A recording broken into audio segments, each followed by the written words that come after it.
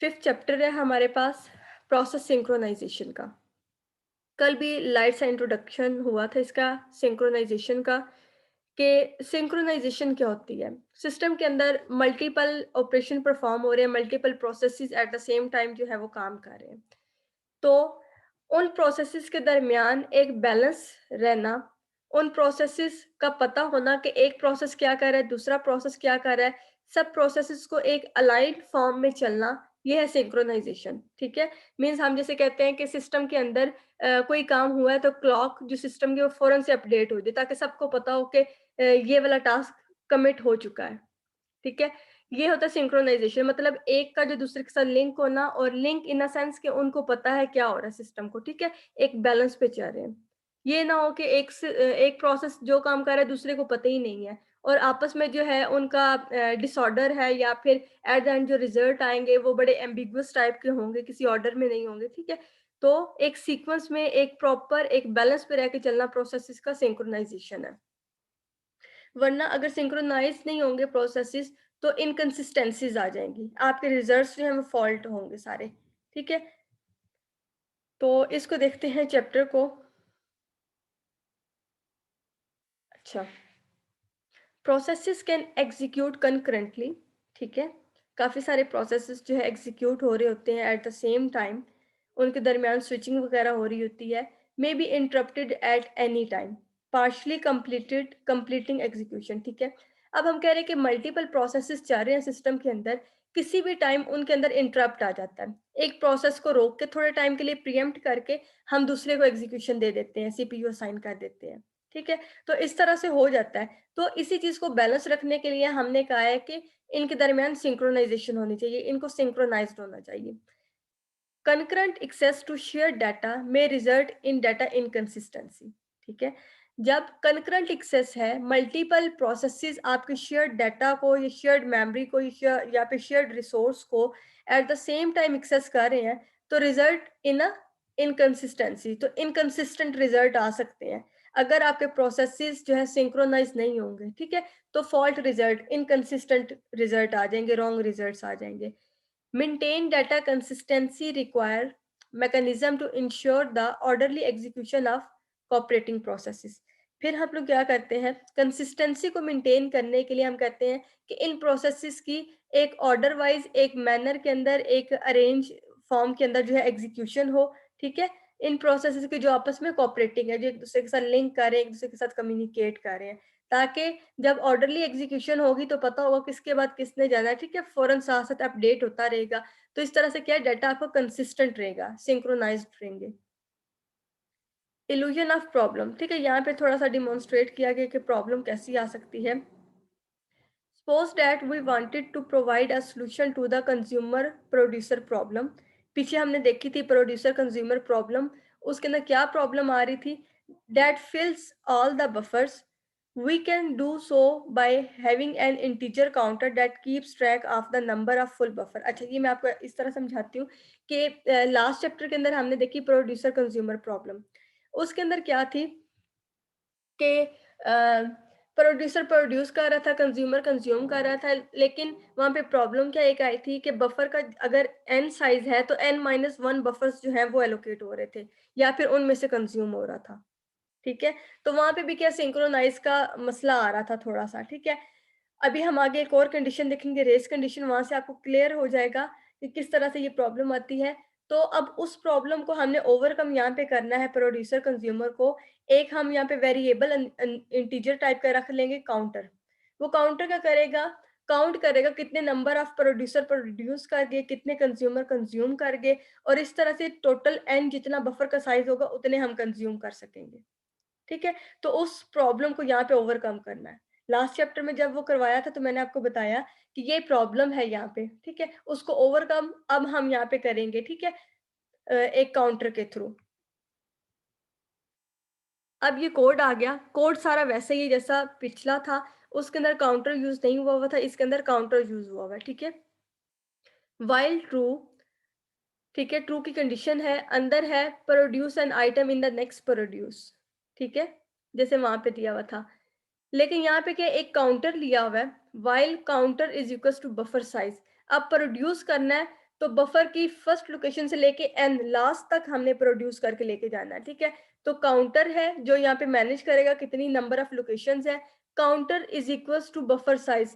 जब तक हमारा काउंटर बफर साइज के इक्वल नहीं हो जाता तब तक हमने जो है इसके अंदर प्रोड्यूस करते रहना है। वहां पे क्या था, बफर साइज -1 तक जा रहा था, ठीक है। अगर 10 था साइज तो 9 लोकेशन जो है वो फिल कर रहा था। तो यहाँ पे काउंटर इस चीज को इंश्योर करेगा कि बफर साइज तक हमने जाना है, ठीक है। अगर while counter is equal to buffer size, अगर बफर साइज जितना हमारा काउंटर हो गया, ये कंडीशन ट्रू हो गई, तो हमने while के एंड पे क्या लगाया है, सेमीकोलन, जिसका मतलब होता है डू नथिंग, ठीक है। ये कंडीशन while अगर ट्रू हो जाती है तो उसका मतलब है लास्ट पे ये सेमीकोलन का मतलब होता है डू नथिंग, कुछ भी नहीं करना, वेट करना है। अगर फुल हो गया, अगर फुल नहीं हुआ तो फिर नीचे आ जाएगा, फिर नेक्स्ट प्रोड्यूस करेगा और बफर की इन वाली लोकेशन के अंदर प्रोड्यूस करके रख देगा आइटम, ठीक है। ये लास्ट टाइम मैंने आपको बताया था इन और आउट का। अब ये लास्ट वाली स्टेटमेंट है पीछे वाली, in plus one mod of buffer size, ठीक है। यहाँ पे वो क्या करेगा, in plus one buffer size जो है, इन जहाँ पे वो आइटम रख रहा है उससे आगे वाली location mod of buffer size दे के जो है वो इन को दे देगा। इसका मतलब है इन अगर 3 था जहाँ पे हमने प्रोड्यूस करके रखा, तो 3 + 1 4 मोड ऑफ बफर साइज देंगे तो ये 4 ही आएगा। तो ये 4 वाला आगे नेक्स्ट इन को दे देगा ताकि नेक्स्ट टाइम जो प्रोड्यूस करना है वाइल ने वो फिर 4th वाली लोकेशन पे रखेगा, ठीक है। इसी तरह से फिर 4 के बाद जब अगला आएगा तो वो 5th वाली लोकेशन पे रखेगा, इस तरह से। तो यहाँ पे क्या, ये काउंटर इस चीज को इंश्योर कर रहा है कि हम फुल बफर साइज तक जाएंगे। कंज्यूमर, कंज्यूमर का भी सेम कोड है, पुरानी प्रॉब्लम है, एक काउंटर बस इसके अंदर लिया गया है, वाइल ट्रू की कंडीशन लगाई है, while counter is equal to 0। जब काउंटर हमारा 0 होगा, क्योंकि कंज्यूमर ने क्या कंज्यूम करना है, बफर से उठाना है, एक्सेस करना है, ठीक है। तो यहाँ पे इसने देखना है कि कहीं हमारा काउंटर, हमारा बफर जो है वो खाली तो नहीं है, एम्प्टी तो नहीं हो गया। तो उसको चेक करने के लिए काउंटर इज इक्वल टू 0 दे दिया है कि जब हमारा काउंटर 0 हो जाएगा उसका मतलब है कि कंज्यूमर अब यहाँ से कंज्यूम नहीं कर सकता, ठीक है। उसका मतलब है डू नथिंग, ठीक है। ये सेमीकोलन बेशक इधर लगा लें बेशक नीचे लगा लें, एक ही मतलब है। तो जब ये कंडीशन वाइल वाली ट्रू होती है तो ये सेमीकोलन वाली चलती है, इसका मतलब है डू नथिंग, कुछ भी नहीं करना, इस टाइम पे वेट करना है कि बफर के अंदर अभी कुछ भी नहीं पड़ा, ठीक है। ये एक्स्ट्रा की लाइंस मैंने लिखी हुई हैं आप लोग के लिए। अगर जो है काउंटर यहाँ पे 0 तक नहीं पहुंचा, 2 3 किसी लोकेशन पे, इसका मतलब है यहाँ पे अभी एलिमेंट पड़े हुए हैं, यहाँ से कंज्यूम कर सकते हैं, ठीक है। तो फिर आउट वाली लोकेशन से हमने बफर उठाया और नेक्स्ट कंज्यूम को दे दिया। इसी तरह आउट प्लस 1 वाली लोकेशन आउट को दे दी ताकि नेक्स्ट टाइम उससे आगे वाली लोकेशन से हम कंज्यूम कर लें, ठीक है। और काउंटर डिक्रीमेंट कर दिया कि एक एक काउंटर जो हम डिक्रीमेंट करते रहेंगे। अगर 10 लोकेशन है तो 10th लोकेशन वाला उठाया, फिर 9th 8th 7th इस तरह आते आते 1 फिर 0, जब 0 पे आ जाएगा डिक्रीमेंट होते होते तो 0 चेक होगा, उसका मतलब है अब एम्प्टी हो गया, ठीक है। तो इसकी समझ आ गई, यहाँ पे काउंटर प्लस प्लस हो रहा है, इसका मतलब प्रोड्यूस करके आगे रखते रहना है, ठीक है, आगे आगे वाली लोकेशन पे। और यहाँ पे क्या है, पीछे आते रहना है, पीछे कंज्यूम करते रहना है, 0 पे आना है। तो इसके अंदर कोई मसला है आप लोगों को?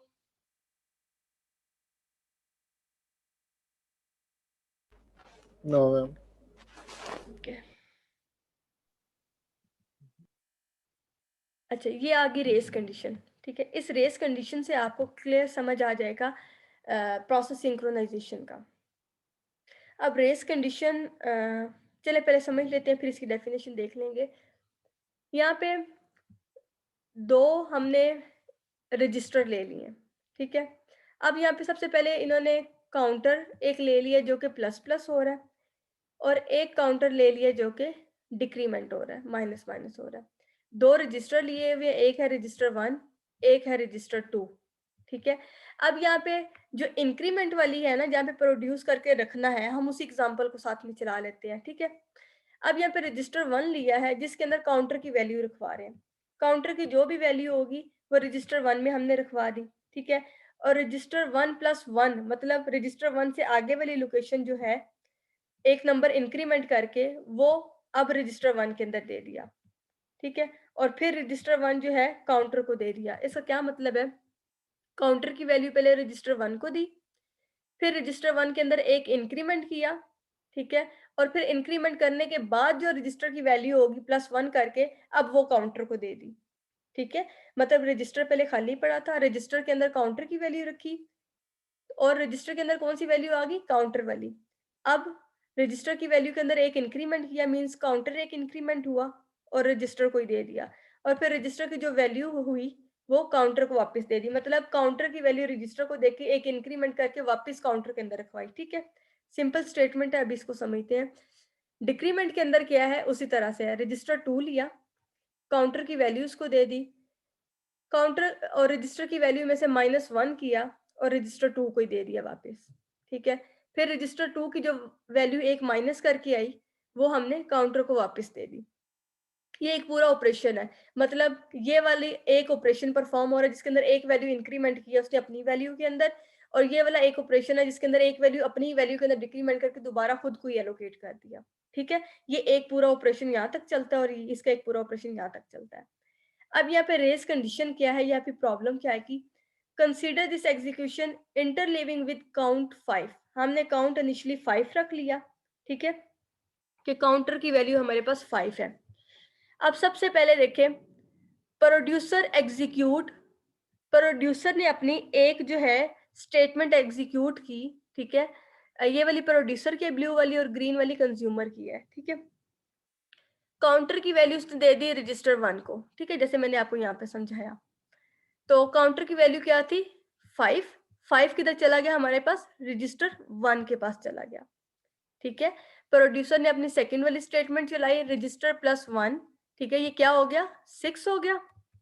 ठीक है, 5 थी ना, तो 5 इसके अंदर गया, रजिस्टर 1 के अंदर, रजिस्टर 1 5 + 1 6 हो गया, और रजिस्टर 1 के पास अब क्या आ गया, 6 आ गया। ठीक है, अभी ये थर्ड वाली जो कंडीशन थी ये वाली नहीं चली थी, मींस पूरा ऑपरेशन परफॉर्म नहीं हुआ, 2 स्टेटमेंट चली, एक रह गई। ठीक है, तो तब क्या हुआ, प्रीएम्प्ट हो गया और कंज्यूमर आ गया। ठीक है, अब ये देखिए कि पूरा ऑपरेशन परफॉर्म नहीं हुआ, 2 स्टेटमेंट चली, तीसरी नहीं चली थी, तो कंज्यूमर आ गया। अब यहाँ पे मसला आपने समझना है कि सिंक्रोनाइजेशन का मसला है। ठीक है, पहले वाले ने अपना काम पूरा नहीं किया लेकिन दूसरे वाला आ गया प्रीएम्प्ट करके, सिंक्रोनाइज्ड नहीं है ये प्रोसेसेस। ठीक है, कंज्यूमर आया, उसने अपनी काउंट वाली स्टेटमेंट चलाई जो कि इनिशियली क्या थी, 5 थी, दोनों के लिए इनिशियली हमने 5 रखी हुई थी। ठीक है, रजिस्टर 2 के अंदर क्या चला गया, 5 चला गया, रजिस्टर 2 माइनस 1, 5 माइनस 1 क्या हो गया, 4। ठीक है, रजिस्टर 2 के पास 4 आ गया। अभी अब 4 वाली वैल्यू जो है रजिस्टर 2 ने दोबारा काउंटर को असाइन नहीं की थी, कि दोबारा प्रोड्यूसर वाला आ गया और उसने अपनी जो एक स्टेटमेंट रह गई थी वो चला ली। ठीक है, क्या थी उसके पास, 6 वैल्यू बनी थी, तो उसने 6 वैल्यू अब काउंटर को दे दी।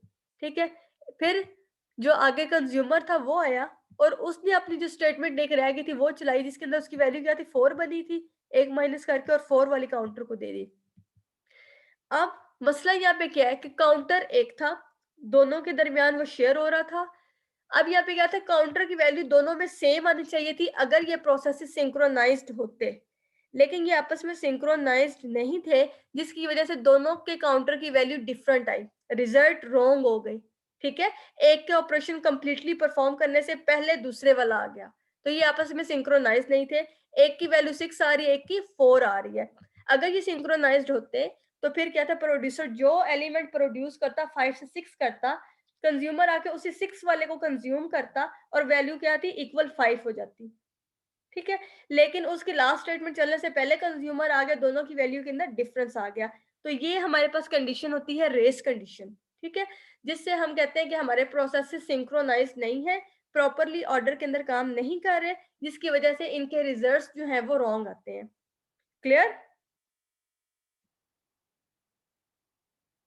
Yes ma'am. ठीक है, वहाब और ज़ैनब आप लोग भी बता दें, क्लियर हो गया? Yes ma'am. Yes ma'am. ठीक है, अच्छा ये डेफिनेशन लिखी हुई है यहाँ पे रेस कंडीशन की। A race condition is a condition when there are many processes and every process share the data with each other and accessing the data concurrently, and the output of the execution depends on a particular sequence in which they share the data and access। ठीक है, मतलब system के अंदर multiple processes काम कर रहे हैं लेकिन आपस में वो सिंक्रोनाइज नहीं है, कनकरेंटली वो काम कर रहे हैं, लेकिन उनका जो ऑर्डर ऑफ एग्जीक्यूशन है वो डिपेंड कर रहा है कि वो किस सीक्वेंस के अंदर काम कर रहे हैं। ठीक है, पहले कौन आ रहा है, बाद में कौन आ रहा है, और वो किस ऑर्डर के अंदर काम कर रहे हैं, लेकिन एट द एंड उनके रिजल्ट जो है वो रॉन्ग आ जाते हैं। ठीक है, ये डेफिनेशन है, यहाँ पे 2-3 टर्म्स जो है मैंने इकट्ठी करके लिख दी हैं, लेकिन वैसे आपको समझा दी हैं। कि रेस कंडीशन क्या होता है कि मल्टीपल प्रोसेसेस जो हैं सेम डाटा को शेयर कर रहे हैं, सेम रिसोर्स को शेयर कर रहे हैं, तो उनके जो ऑर्डर ऑफ एग्जीक्यूशन है उसके ऊपर डिपेंड करता है रिजल्ट्स, ठीक है? तो वो रिजल्ट्स जो एट द एंड रॉन्ग आ जाते हैं अगर सिंक्रोनाइज्ड वो ना हो तो। अच्छा, नेक्स्ट है हमारे पास critical section problem. Consider system of n processes p1 to pn-1। हम कहते हैं हमारे सिस्टम के अंदर n प्रोसेसेस काम कर रहे हैं, 0 से स्टार्ट हो रहे हैं तो n-1 तक चलेंगे।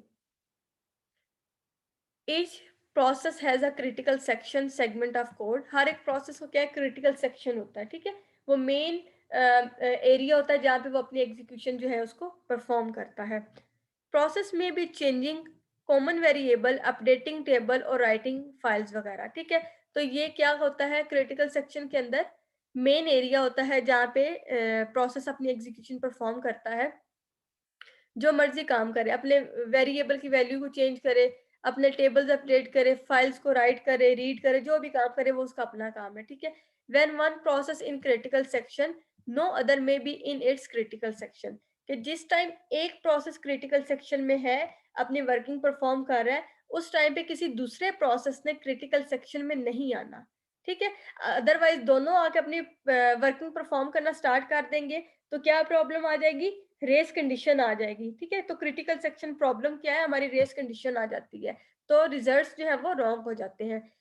Critical section problem is to design protocol to solve this problem, ठीक है? तो फिर आगे क्रिटिकल सेक्शन के ढेर सारे हमने सॉल्यूशन पढ़ने हैं कि किस किस तरह से हम प्रोसेसेस को सिंक्रोनाइज्ड करते हैं।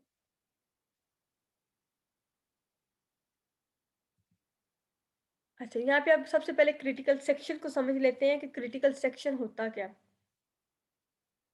एक जनरल सा स्ट्रक्चर बताया हुआ है, पी आई का कोई प्रोसेस है, पी आई डू के अंदर डू वाइल लगी हुई है, ठीक है? डू के अंदर एंट्री सेक्शन है, यहाँ से आपका प्रोसेस जो है एंटर होता है एग्जीक्यूशन के लिए। एंट्री सेक्शन के बाद ये है क्रिटिकल सेक्शन, जहाँ पे आके वो अपने मेन टास्क परफॉर्म करता है, एक्चुअल जो वर्किंग है यहाँ पे परफॉर्म होती है। और उसके बाद एग्जिट सेक्शन है, ठीक है, जहाँ से वो जाता है। और बाद में रिमाइंडर सेक्शन है। रिमाइंडर सेक्शन का मैं आपको बताऊंगी कि यहाँ पे कौन से प्रोसेसेस जो हैं वो वेट कर रहे होते हैं। और उसके बाद वाइल ट्रू की कंडीशन है, ठीक है? ये इसका एक स्ट्रक्चर सा है, ठीक है, क्रिटिकल सेक्शन का किस तरह से होता है। अब क्रिटिकल सेक्शन के अंदर हमने डिफरेंट सॉल्यूशन पढ़ने हैं। उसके अंदर जो सबसे सिंपल तरीन सॉल्यूशन है वो ये वाला है, ठीक है? लेकिन जो हम हर एक यहाँ पे सॉल्यूशन पढ़ेंगे उसके अंदर कोई ना कोई प्रॉब्लम होगी, और उसी प्रॉब्लम की बेस के ऊपर उससे नेक्स्ट वाला सॉल्यूशन जो है वो प्रोड्यूस किया गया होगा। अच्छा, यहाँ पे डू लगी हुई है, व्हाइल जे कोई एक प्रोसेस इन्होंने ले लिया है, ठीक है, जिसने एग्जीक्यूशन करनी है और क्रिटिकल सेक्शन में जाने के लिए रिक्वेस्ट करेगा, ठीक है? व्हाइल टर्न एक वेरिएबल ले लिया है और उससे चेक करें टर्न इज इक्वल टू जे, कि क्या टर्न जो है इज इक्वल टू जे है, मीन्स जे वाला प्रोसेस की टर्न जो है वो ऑन कर दी है, वो जाना चाहता है क्रिटिकल सेक्शन में, ठीक है? जब तक टर्न रहेगी जे की, क्रिटिकल सेक्शन में आएगा, अपनी वर्किंग परफॉर्म करेगा और बाहर जाते हुए अपनी टर्न को जो है वो खत्म कर देगा और रिमाइंडर सेक्शन के अंदर चला जाएगा, और वाइल ट्रू जब तक, ठीक है? ये सबसे सिंपल तरीन हमने इसमें लिया हुआ है। लेकिन इसके अंदर मसला क्या आ गया, टर्न एक वेरिएबल यूज किया हुआ है। अगर यहाँ पे processes I P Q R S different processes पड़े हुए 8-10 और, वो सारे के सारे अपने टर्न जो है दे देते हैं, और उसका क्या मतलब है कि वो सारे के सारे अलाउ हो जाएंगे क्रिटिकल सेक्शन में जाने के लिए, ठीक है? तो मतलब ये टर्न जो एक वेरिएबल लिया है, ये यहाँ पे परमिशन ग्रांट करने के लिए इनफ नहीं है, ठीक है? मतलब प्रॉपरली आपके सिस्टम को रिस्ट्रिक्ट नहीं कर रहा, ठीक है? तो इसके अंदर ये मसला है। तो अपनी तरफ से इन्होंने एक सॉल्यूशन तो बताया छोटा सा कि टर्न जिसकी ऑन होगी वही क्रिटिकल सेक्शन में जाएगा, लेकिन अगर अपनी टर्न सारे ही ऑन करवा के चले गए तो फिर क्या है, मसला हो जाएगा, ठीक है? तो फिर अब आपने ये याद रखना है कि हर एक के अंदर कोई ना कोई प्रॉब्लम भी है जो जिसकी बेस के ऊपर हम नेक्स्ट जा रहे हैं, ठीक है? इनको साथ-साथ बेशक नोट डाउन कर लें। अब यहाँ पे क्रिटिकल सेक्शन जो है उसको फुलफिल करने के लिए, मीन्स क्रिटिकल सेक्शन की प्रॉब्लम को अवॉइड करने के लिए जो 3 कंडीशन है, अगर आपका एल्गोरिदम इन 3 कंडीशन को सैटिस्फाई कर लेता है, तो उसका मतलब है कि वो वाला सॉल्यूशन जो है बेस्ट है, ठीक है? और वो जो है उसकी वजह से फिर रेस कंडीशन वगैरह के प्रॉब्लम नहीं आएँगे। वो 3 कंडीशन कौन-कौन सी है, उनको पहले हम देख लेते हैं, फिर उसके बाद फर्दर इसके काफ़ी सारे सॉल्यूशन है वो हम देख लेंगे, ठीक है? तो पहली जो है कंडीशन है वो है म्यूचुअल एक्सक्लूजन। म्यूचुअल एक्सक्लूजन क्या है? If process P is executing in its critical section, then no other processes can be executing in their critical section. Mutual exclusion का मतलब है कि अगर एक टाइम पे एक प्रोसेस क्रिटिकल सेक्शन के अंदर अपनी वर्किंग परफॉर्म कर रहा है, तो कोई दूसरा प्रोसेस उस टाइम पे उस क्रिटिकल सेक्शन में नहीं जा सकता। तो इसका मतलब है एक टाइम पे एक प्रोसेस काम कर रहा है, जब वो खत्म कर लेगा तो अपडेशन होगी और फिर दूसरे वाला जो है वो आ जाएगा। तो इसका मतलब है ये क्या है? म्यूचुअल एक्सक्लूजन, ठीक है? एक ये पहली कंडीशन है जो कि हर हाल में इम्प्लीमेंट होनी चाहिए। ये कंडीशन नहीं होती तो फिर मतलब आपका एल्गोरिदम किसी भी काम का नहीं है, ठीक है? सेकंड कंडीशन कौन सी फुलफिल होनी चाहिए? Progress. If no process is executing in its critical section and there exist some processes that wish to enter their critical section, then the selection of the processes that will enter the critical section next can't be postponed indefinitely। वो कह रहे हैं कि अगर critical section के अंदर कोई भी प्रोसेस एक टाइम पे काम नहीं कर रहा और कुछ ऐसे प्रोसेसेस हैं जो बाहर वेट कर रहे हैं, जो विश कर रहे हैं कि हम क्रिटिकल सेक्शन में जाना चाहते हैं, तो फिर क्या है, आपने उनकी वो जो रिक्वेस्ट है उसको बहुत टाइम के लिए इंडेफिनेटली बहुत ज़्यादा टाइम के लिए जो है पोस्टपोन नहीं करना और सिलेक्शन करनी है वहाँ से प्रोसेसेस की जो वेट कर रहे हैं और इनको जो है क्रिटिकल सेक्शन असाइन कर देना है, ठीक है? तो मीन्स किसी भी टाइम पे आपके सिस्टम की प्रोग्रेस जो है वो नहीं रुकनी चाहिए, आपका सिस्टम जो है प्रोग्रेस करता रहे, ठीक है?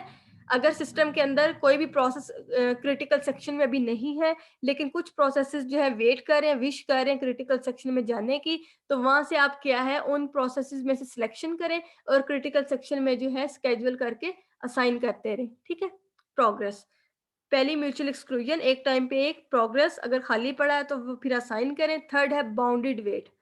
अ bound must exist on the number of times that other processes are allowed to enter their critical section after a process has made a request to enter its critical section and before that request is granted।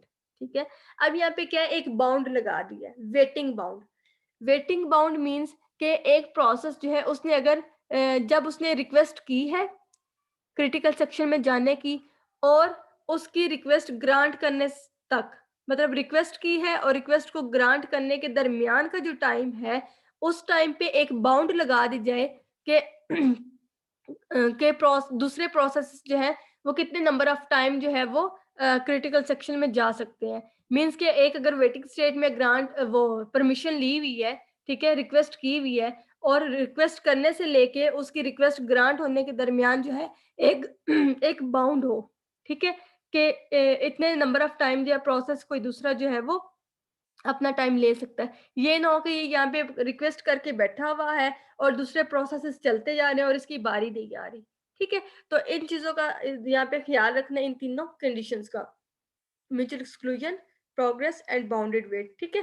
कि यहाँ पे waiting के लिए एक bound रखनी है, waiting के लिए भी, कि आपको वेट भी जो है वो एक लिमिटेड टाइम के लिए करना पड़े, उसके ऊपर भी एक बाउंड हो, आपको पता होगा कितना वेट करना है, ठीक है? ये ना हो कि आपका प्रोसेस जो है वो बाउंडिंग वेट पे लगा के और जितना मर्जी टाइम ले लें, ठीक है? इस तरह से नहीं। फिर आगे दो और टर्म्स यूज होती हैं सिस्टम के अंदर, क्रिटिकल सेक्शन के अंदर, इनको भी देख लेते हैं। इनको हमने पहले भी देखा हुआ है, pre-emptive and non pre-emptive. Preemption क्या होती है कि एक प्रोसेस आपका रनिंग फॉर्म में है, उसको रनिंग फॉर्म में उसकी एग्जीक्यूशन को थोड़े टाइम के लिए सस्पेंड करके किसी दूसरे को ले आना एग्जीक्यूशन के लिए, ठीक है? और नॉन प्रीएम्पशन क्या है कि प्रोसेस अगर एक आया है क्रिटिकल सेक्शन में अपनी वर्किंग परफॉर्म कर रहा है, तो जब तक वो अपनी वर्किंग को कंप्लीट ना कर ले तब तक कोई दूसरा नहीं आ सकता, ठीक है। तो ये होती है preemption, allow preemption of process when running in the kernel mode, ठीक है। तो अलाउ अगर प्रीएम्पशन होगी तो उसका मतलब है वो रनिंग वो कर्नल मोड में काम कर भी रहा है, तो फिर भी उसको क्या है प्रीएम्प्ट कर लिया जाएगा, उसको रोक दिया जाएगा, उसकी जगह दूसरा प्रोसेस लेके आया जा सकता है। नॉन प्रीएम्प्टिव में क्या है, रन्स अंटिल, ये चलता रहता है तब तक एग्जिट कर्नल मोड, या तो वो एग्जिट नहीं हो जाता, ब्लॉक नहीं हो जाता, या फिर वॉलंटियरली वो खुद से नहीं छोड़ देता सीपीयू को, ठीक है। तो एक दफा आ गया तो अपना काम पूरा करके ही जाता है। तो ये दो टर्म्स यहाँ पे यूज हो रही थी।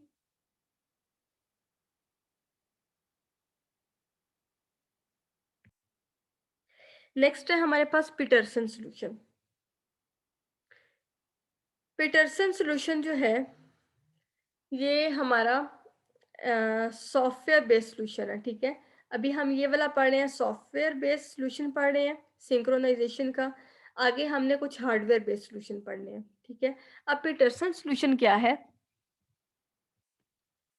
Good algorithmic description of solving the problem.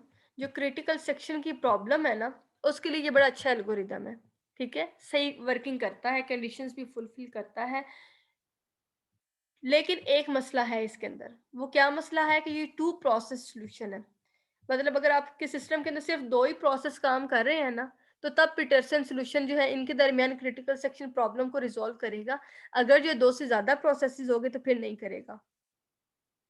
तो मीन्स फिर ये वाला सॉल्यूशन भी कोई ज़्यादा अच्छा नहीं हुआ, क्योंकि सिस्टम के अंदर दो तो प्रोसेस कम ही होते हैं, ज़्यादा सारे काम कर रहे होते हैं, ठीक है। तो अगर ये सबको हैंडल नहीं करेगा तो फिर इसका फ़ायदा नहीं होगा। तो ये इसका एक प्रॉब्लम है कि ये टू प्रोसेस सॉल्यूशन है, लेकिन वैसे जो है वो बेस्ट है। Assume that the load and store machine language instructions are atomic, that is can't be interrupted। अच्छा, अब वो कह रहे हैं दो इंस्ट्रक्शन यहाँ पे यूज होंगी, एक है लोड, एक है स्टोर, ठीक है। मशीन लैंग्वेज की ये दो इंस्ट्रक्शन है, लोड की और स्टोर की।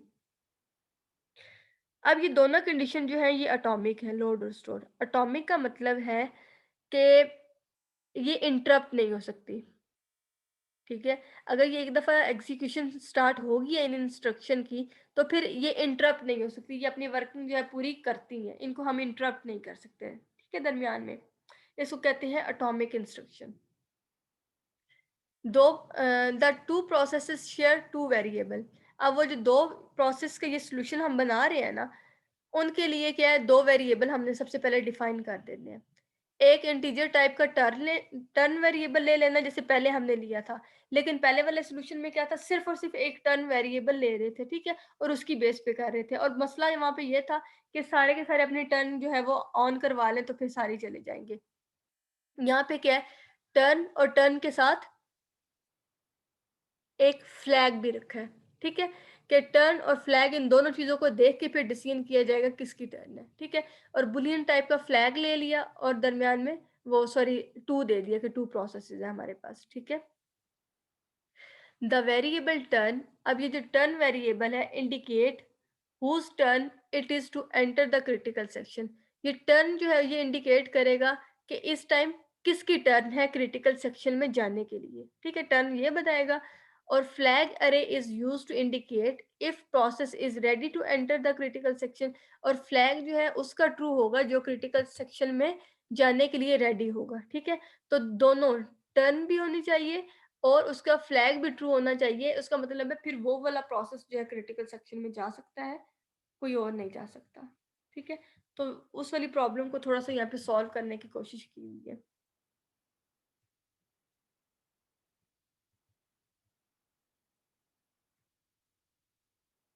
अच्छा, अब यहाँ पे प्रॉपर सॉल्यूशन जो है वो बताया गया है पीटरसन सॉल्यूशन का। Do flag of I